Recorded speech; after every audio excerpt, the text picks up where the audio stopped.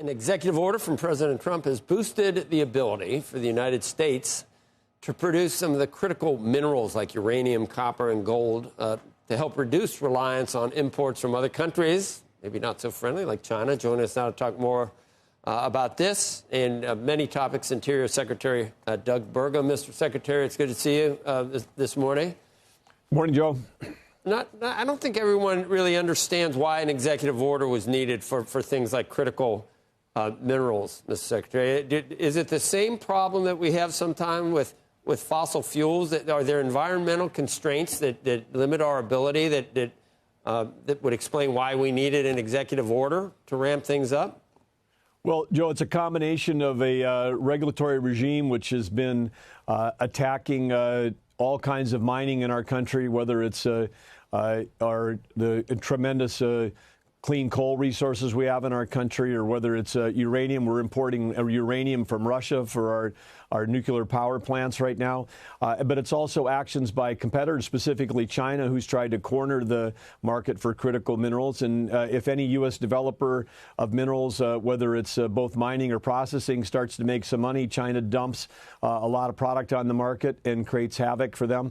And so we've got ourselves in a precarious position as a country where the top 20 most important critical minerals, and these affect defense, technology, almost every industry. We're in a position where we're highly dependent on imports for those top 20, and most of those were dependent on imports from China. And of course, you mentioned environmental regulations. We constrict it here. The U.S. can produce things cleaner, safer, smarter, healthier than anywhere else in the world. If we shut it down in the U.S. and our supply comes from China and they're tearing up Indonesia or the DRC in Africa with, open pit mining, no regulation, child labor, we're not solving any global environmental problems. We're just offshoring it and creating dependence on a major power adversary. So yes, we do have an emergency around energy, and we need to bring that mining and that refining of critical minerals back to the U.S. for national security purposes.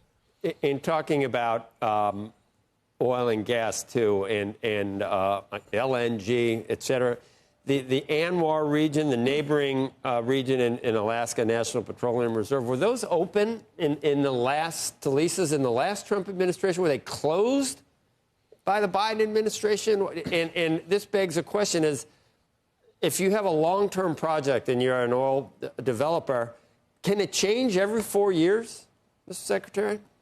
Well, to your first question, Joe, is President Trump worked hard to open up the National Petroleum Reserve Alaska and ANWR on the North Slope, and then the Biden administration shut them down. The Biden administration was basically sanctioning Alaska more than Iran. There were 68 executive orders against Alaska during the Biden administration, restricting their ability to produce energy.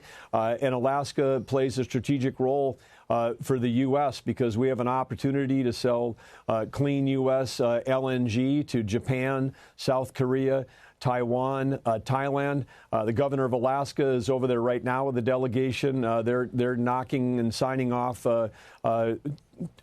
take agreements from those people, offtake agreements.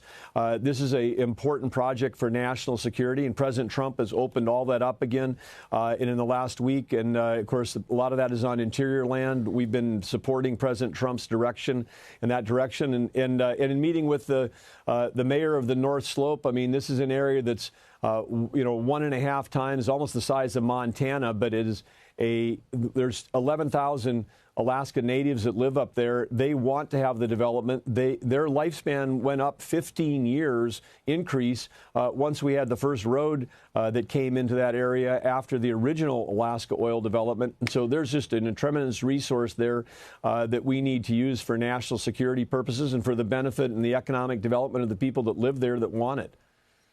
You've got you and Scott Turner with something that it sounds on paper like it would be amazing, but I just don't see how this would work either. So there are federal lands that are underutilized that you think could be. Why aren't they being used now to build affordable housing? What's the holdup again? Is it permitting again, or why do we need an EO to try to do something like that? Well, in many parts of the law, there's huge restrictions on the sale of public lands. But here we are. We're sitting on top of 500 million acres of surface, 700 million acres of subsurface, and 2.5 billion of offshore acres just inside interior. You throw in the U.S. Forest Service, you got a couple 100 million more acres of surface land. And when in these public land states in the West, places like Nevada, over 80% of the land in Nevada is owned by the federal government. Utah, it's over 60%. These are fast-growing urban areas, and we might have Bureau of Land Management land that abuts right up against communities that are restricted for growth. So in our administration already, we've completed a land swap with Utah, 200,000 acres of federal for about 188 of state. This is a equal value going back and forth, but it closed out a checkerboard that each of us had, the state and the federal.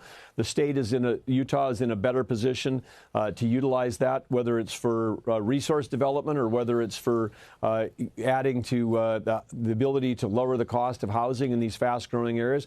And in southern Utah, where they're really constrained, there's actually a specific law that goes back to when Harry Reid was in Senate Majority Leader called the Southern Nevada Lands Act, which specifically instructs the U.S. government to work with selling land around Clark County to help expand that. But we own hundreds of thousands of acres that are within 1 to 3 miles of U.S. urban areas that would be better off used for urban development and for lowering housing prices than they would be for resource development.